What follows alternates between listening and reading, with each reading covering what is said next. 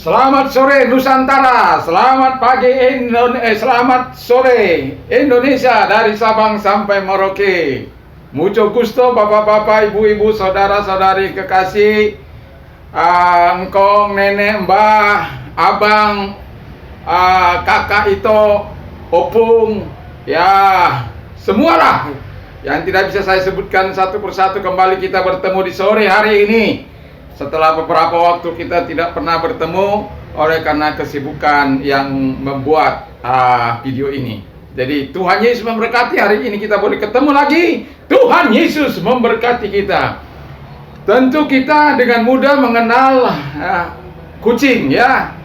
Dengan mudah kita mengenal kucing, dengan mudah kita mengenal kerbau atau sapi, atau harimau atau singa atau gajah, atau binatang-binatang yang sudah lazim kita lihat, karena kita mengenal persis apa yang menjadi ciri-ciri mereka, sehingga kita tahu, oh ini kambing, oh ini kerbau, oh ini harimau, dengan ciri-ciri yang sudah kita ketahui. Nah, orang beriman juga punya ciri-ciri khas, jadi ciri-ciri yang spesial yang dimiliki oleh orang percaya. Ada 5 ciri-ciri orang percaya menurut surat kepada jemaat di Filipi. Mari kita baca terlebih dahulu di dalam Filipi 4 ayat yang keempat sampai dengan ayat yang ke-8. Bersukacitalah senantiasa dalam Tuhan. Sekali lagi kukatakan, bersukacitalah. Hendaklah kebaikan hatimu diketahui semua orang. Tuhan sudah dekat. Janganlah hendaknya kamu khawatir tentang apapun juga, tapi nyatakanlah dalam segala hal keinginanmu kepada Allah dalam doa dan permohonan dengan ucapan syukur. Damai sejahtera Allah yang melampaui segala akal akan memelihara hati dan pikiranmu dalam Kristus Yesus. Jadi akhirnya saudara-saudara, semua yang benar, semua yang mulia, semua yang adil, semua yang suci, semua yang manis, semua yang sedap didengar, semua yang disebut kebajikan dan patut dipuji, pikirkanlah semuanya itu. Jadi ciri yang pertama dikatakan oleh Alkitab, orang yang beriman itu adalah orang yang penuh dengan sukacita, full of rejoice. Jadi kalau ada orang Kristen tidak penuh dengan sukacita, atau ada orang beriman yang tidak penuh dengan sukacita, dia imannya perlu dipertanyakan.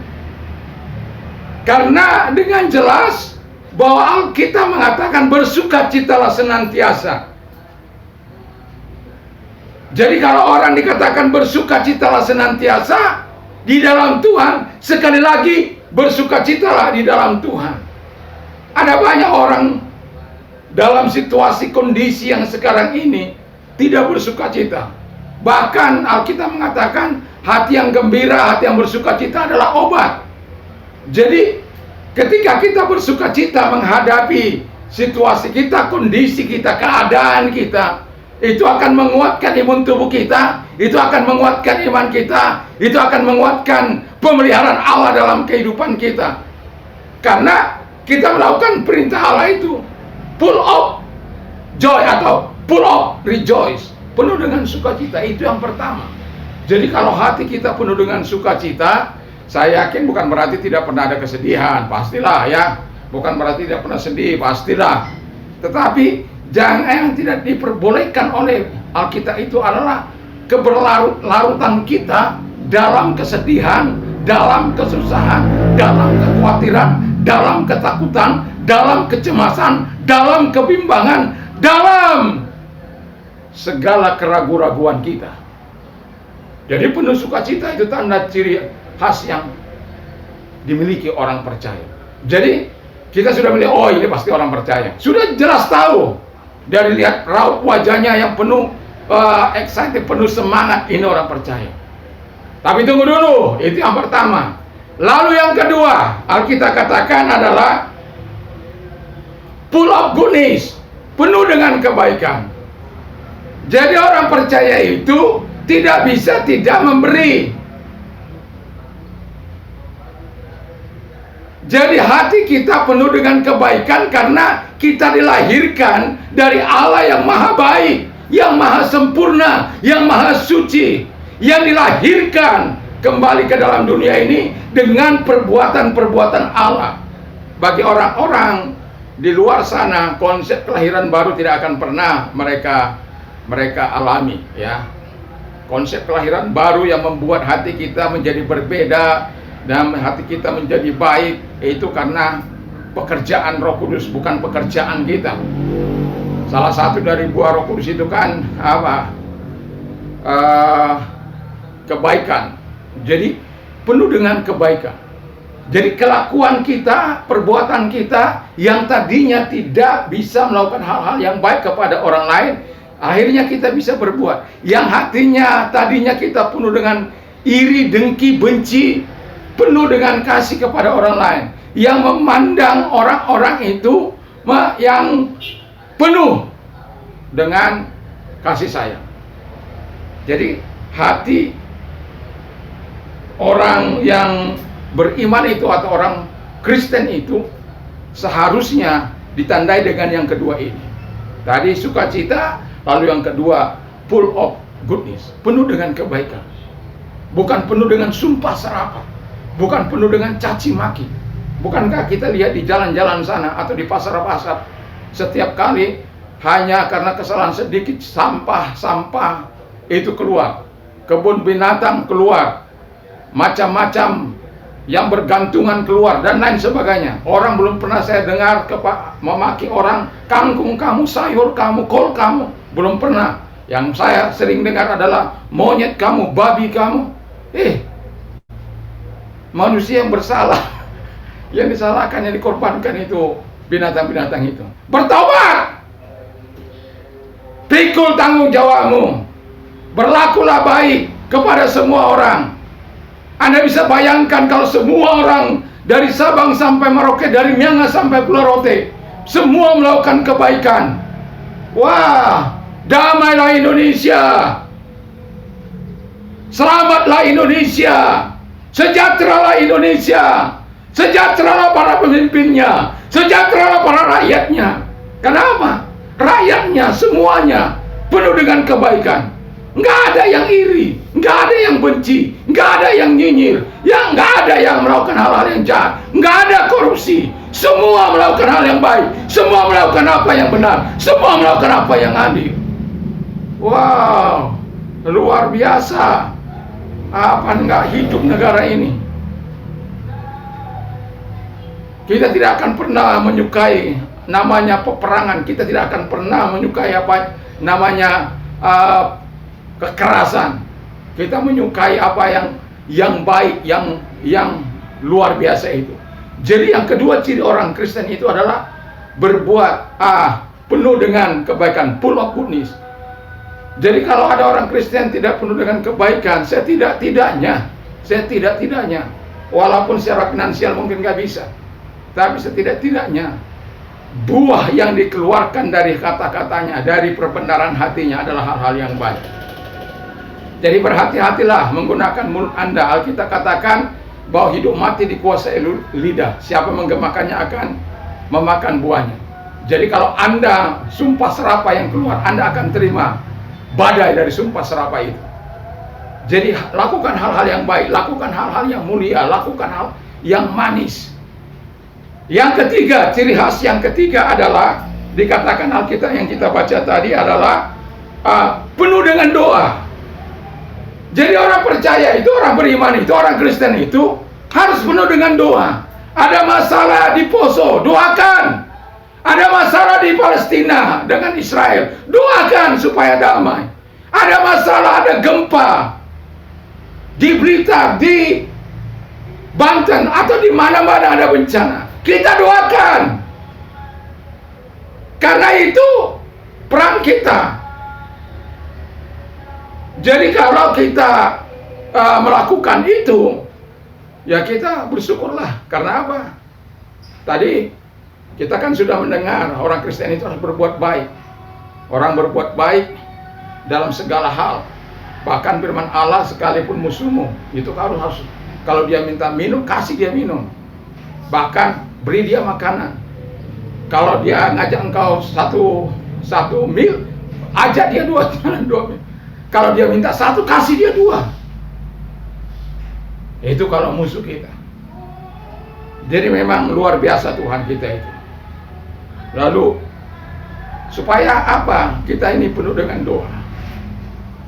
Supaya negeri kita ini kita melekat dengan Tuhan. Ketika kita melekat kuat dengan Tuhan, kita akrab dengan Tuhan, kita bergaul erat dengan Tuhan, maka sifat Tuhan yang akan turun dalam hidup kita. Memang iblis tidak akan senang, iblis tidak akan suka kalau ada orang-orang yang suka berdoa. Karena apa? Karena dia tahu kalau orang Kristen itu berdoa, kuasa setan akan bisa diruntuhkan. Makanya setan nggak pernah takut kepada orang-orang percaya. Tapi kalau engkau lahir baru sungguh-sungguh hidup dalam doa, itu akan menggetarkan setan. Makanya Yesus katakan, ketika engkau mengusir setan dalam namaku, setan itu akan keluar. Menumpangkan tangan atas orang sakit itu akan sembuh. Penuh dengan doa, penuh dengan kuasa doa. Saya bersyukur, saya sudah sering saksikan sejak 1 Maret 1987. Saya menerima Yesus sebagai Tuhan dan Juru Selamat saya. Dan saya tahu, sampai hari ini, saya nggak tahu berapa banyak uang Anda sudah ke dokter. Tapi saya masih bisa hitung, uang saya ke dokter 25.000. Itu karena baru pertama kali saya menikah dengan istri saya, lalu saya sakit gigi, saya bilang cabut saja. Ya karena apa? Tapi sejak itu saya sudah, ketika saya mau makan obat itu, tidak sanggupkah kuasaku untuk menyembuhkan engkau? Saya minta ampun, saya berkata, Tuhan tolong saya. Dan puji Tuhan, terus sampai hari ini masih tetap Tuhan pelihara, puluhan tahun tetap mengalami pemeliharaan Tuhan, perlindungan Tuhan. Doa mengcover kita. Pernahkah Anda lihat dengan Ayub, bagaimana dia mengcover anak-anaknya dengan doa? Bagaimana dia selalu membawa anak-anaknya seluruh harta bendanya kepada Tuhan. Tapi ketika Tuhan berkehendak untuk mengangkat, setan pun tahu. Iya sih, kamu pagari dia. Coba kamu ambil semua harta yang dimilikinya, pasti segera akan mengutuki engkau. Setan itu bisa jalan-jalan ke surga sana. Hebat. Lalu ya oke, milik kamu itu.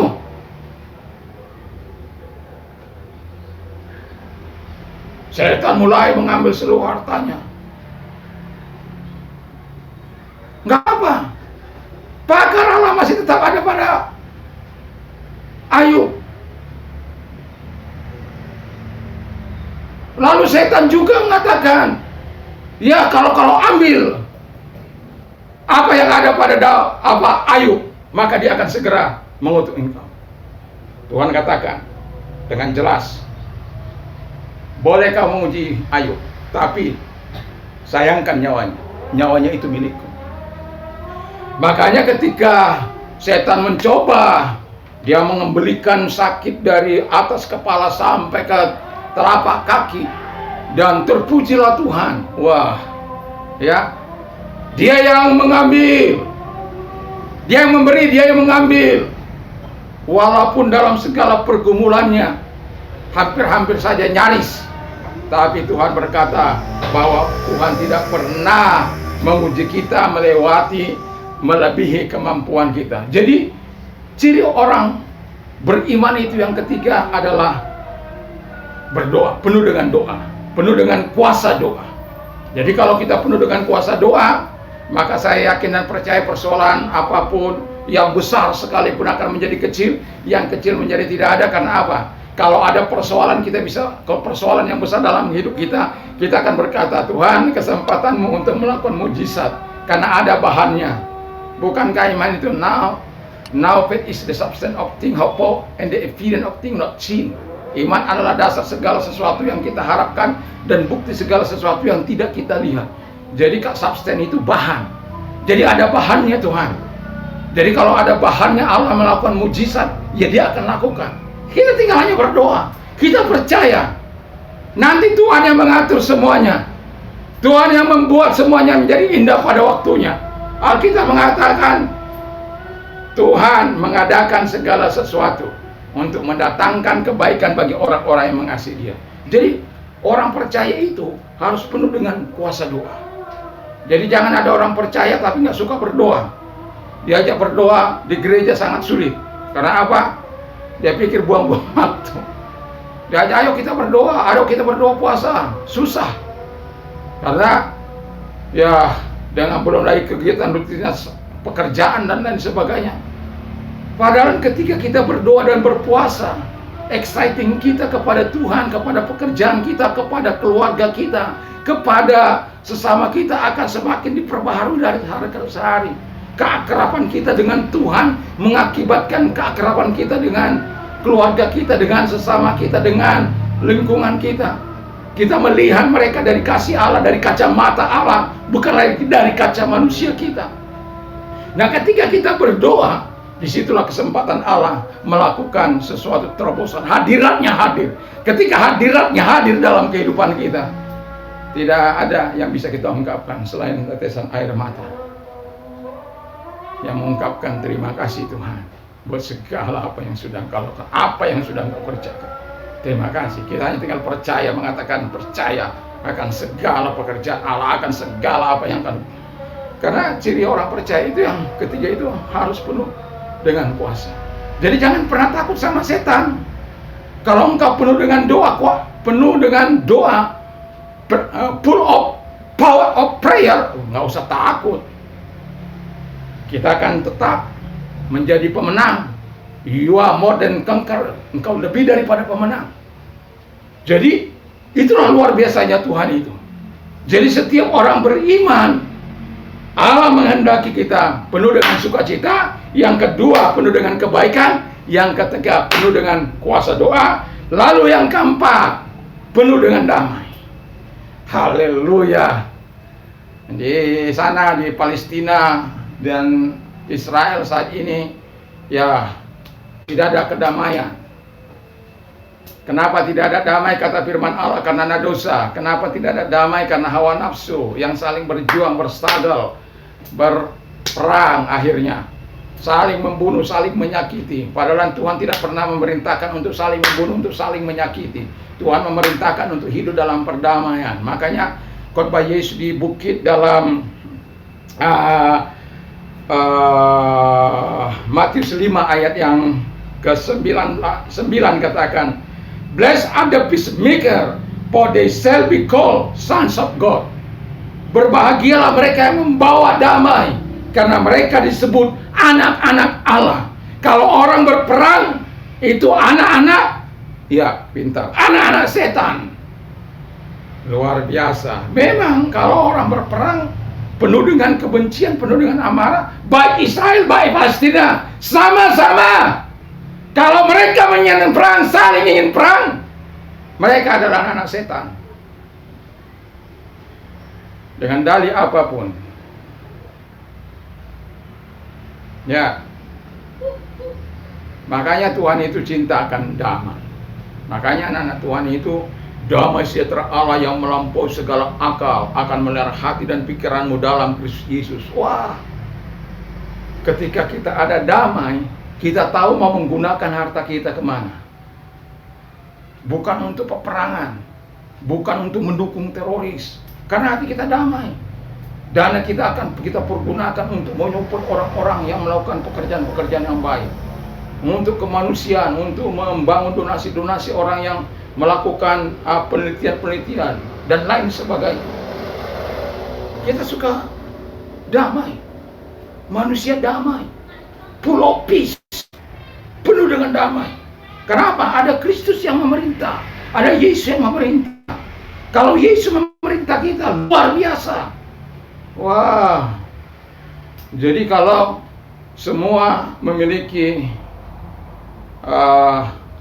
ada yang dikatakan penuh sukacita, penuh kebaikan, penuh dengan doa, penuh dengan damai. Damailah Indonesiaku, dari Sabang sampai Merauke, dari Miangas sampai Pulau.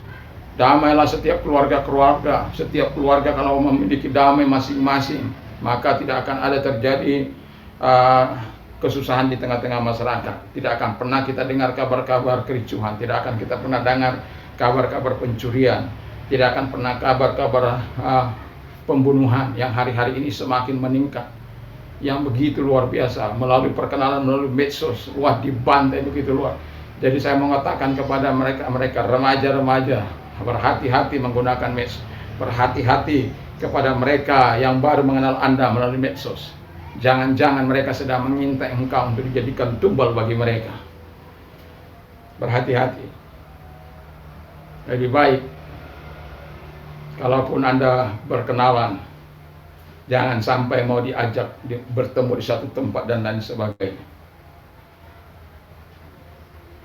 Karena saya melihat, mengikuti perkembangan di medsos, ada supir berkenalan, menawarkan pekerjaan, lalu dibunuh.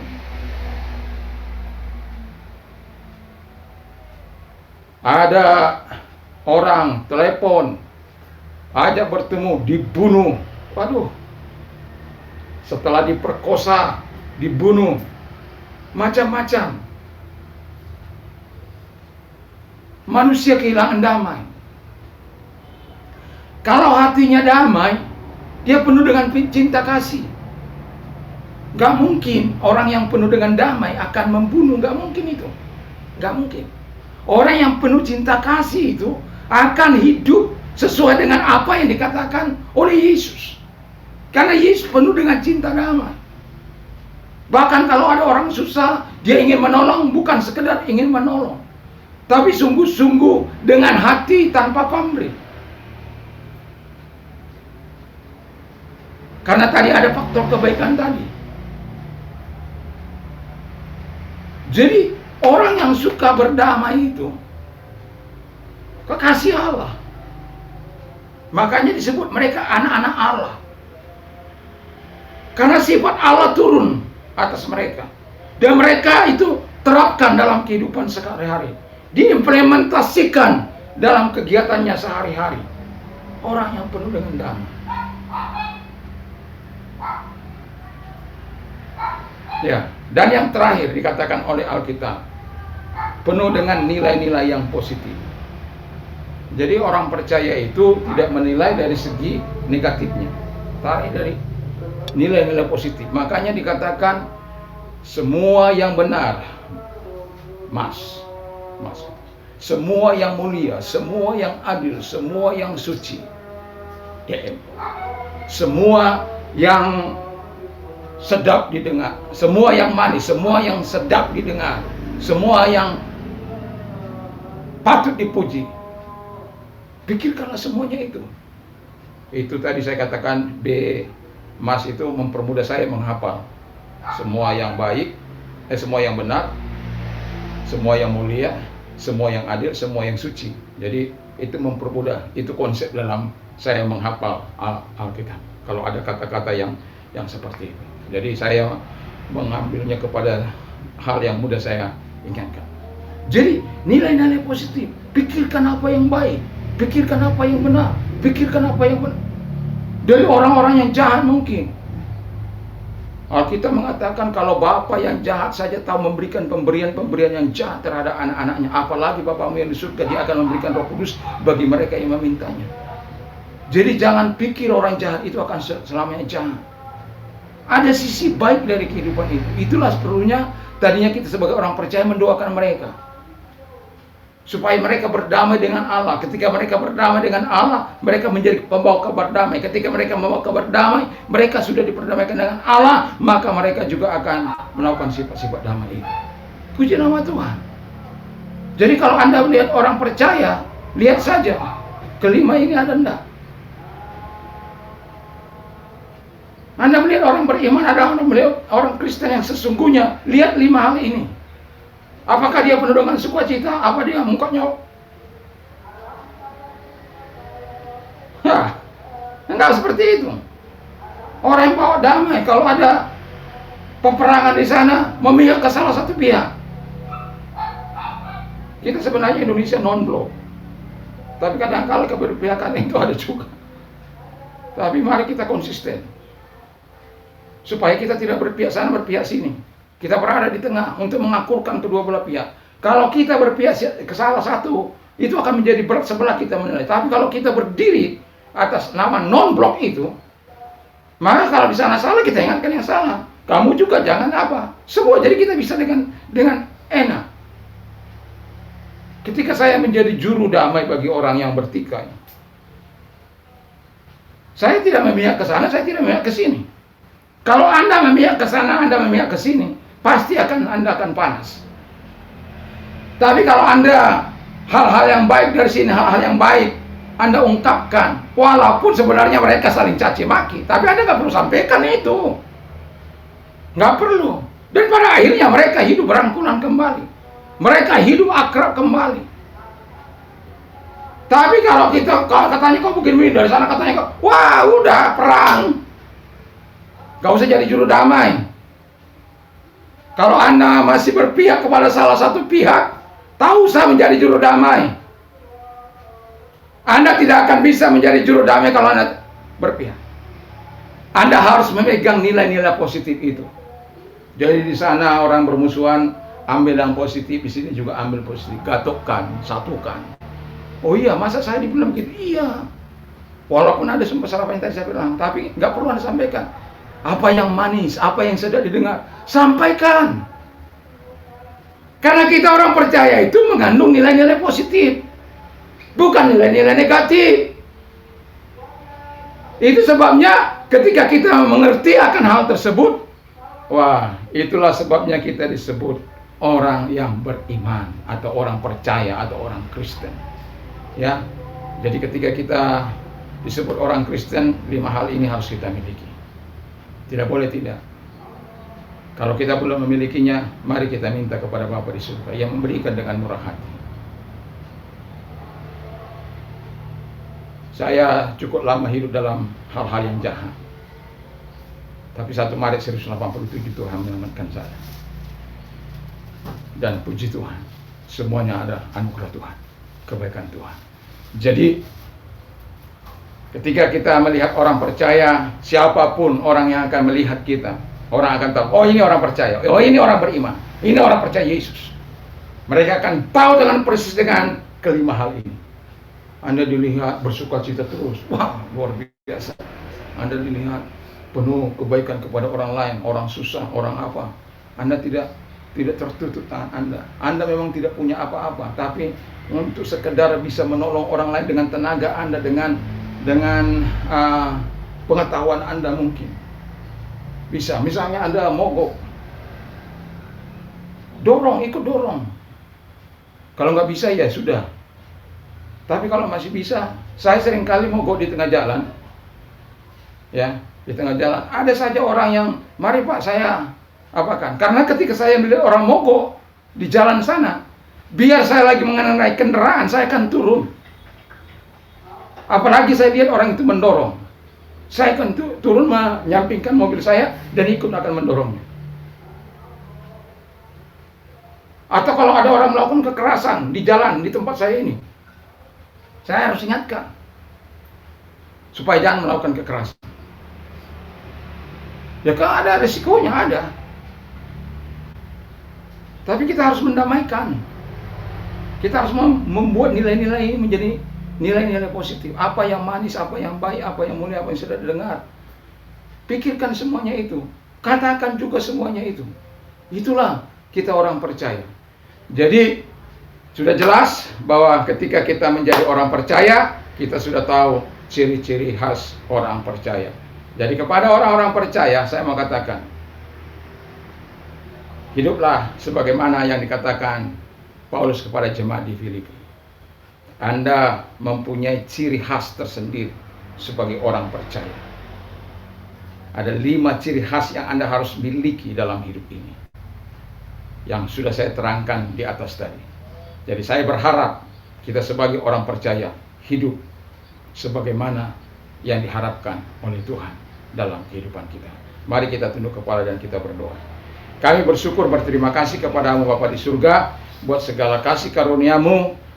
Malam hari ini, sore hari ini kami boleh menyampaikan kembali berita kesukaan, berita kebaikan daripada firman Allah kepada semua orang yang mampu dijangkau Android ini, yang membuka Joner Simon Simanjuntak Official. Terima kasih Bapa di surga, bahwa Engkau adalah Allah yang menolong mereka sehingga mereka boleh bertumbuh kepada orang-orang percaya.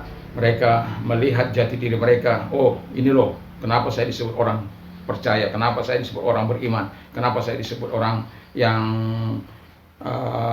hidup. Dan orang-orang di luar sana akan, oh ini orang percaya ini. Sama seperti mereka mengenal nama-nama binatang dengan ciri-ciri khas tertentunya, ya mereka juga akan mengatakan, oh ini orang percaya. Karena jelas, ya ada kebaikan di situ, ada sukacita di situ, dan ada doa di situ, dan ada damai di situ, ada nilai-nilai positif dalam setiap kehidupan kita, dalam setiap tindakan kita. Terima kasih Tuhan, berkati Presiden kami, Wakil Presiden, para gubernur, pejabat, dan juga Tuhan, Bupati, Lurah, RT, RW, semuanya, pejabat-pejabat negeri kami yang tidak kami bisa disebutkan satu persatu. Tuhan memberkati. Kami juga berdoa buat gereja-gereja Tuhan, Tuhan tolong. Dan kami juga berdoa buat gereja GB, Tuhan tolong. Sahabat-sahabat kami, Tuhan tolong. Dan mereka-mereka yang sakit, siapapun Anda yang sedang mendengarkan melalui YouTube ini, saya mau katakan kepada saudara, Yesus sangat mengasihi Anda. Yesus sangat mencintai Anda. Tidak peduli latar belakang apa Anda. Ketika Anda mengalami sakit penyakit, Tuhan mau menyembuhkan Anda. Buka hati Anda bagi Dia, sehingga terima kesembuhan. Dan dalam nama Tuhan Yesus, segala sakit penyakit yang sedang derita mereka yang mendengarkan saat ini, kami perintahkan segala sakit penyakit itu keluar. Hancurkan dengan kuasa-Mu. Yang buta melihat, tuli mendengar, bisu berkata-kata, lumpuh berjalan, lepra tahir, kanker sembuh, dan segala sakit penyakit, stroke sembuh dalam nama Yesus. Gagal ginjal berfungsi kembali ginjalnya, gagal jantung berfungsi kembali dengan normal di dalam nama Tuhan Yesus Kristus. Segala sakit diabetes, gula normal kembali di dalam nama Tuhan Yesus Kristus. Terima kasih. Segala sakit penyakit yang tidak bisa saya sebutkan satu persatu, ketika mereka menyebutkan di hadapan Tuhan, dengarkan, Yesus mampu dan telah menyembuhkan engkau. Terima kasih Bapa di surga, terima kasih. Kami sungguh bersyukur, kami berterima kasih. Dalam nama Tuhan Yesus kami bersyukur dan berdoa. Haleluya. Amin. Damai sejahtera Allah yang melampaui segala akal akan melihara hati dan pikiranmu mulai saat ini sampai selama-lamanya. Iman timbul dari pendengaran. Berbahagialah orang yang mendengarkan firman Allah dan yang melakukan serta menyimpannya dalam hatinya. Iman timbul dari pendengaran firman Kristus. Apa saja yang orang lain lakukan kepadamu, yang ingin orang lain lakukan kepada, lakukan juga demikian. My God shall supply all your needs according to His riches in glory by Christ Jesus. Now to our God the Father be glory forever and ever. Jadi Allah akan mencukupi segala kebutuhanmu menurut kekayaan dalam kemuliaan dalam Kristus Yesus. Dan I can do all things through Him who gives me strength. Segala perkara dapat kutanggung dalam Dia yang berikan kekuatan kepadaku. Tuhan Yesus memberkatimu, bapak-bapak, ibu-ibu saudara. Selamat malam, Tuhan memberkati. Haleluya. Amin.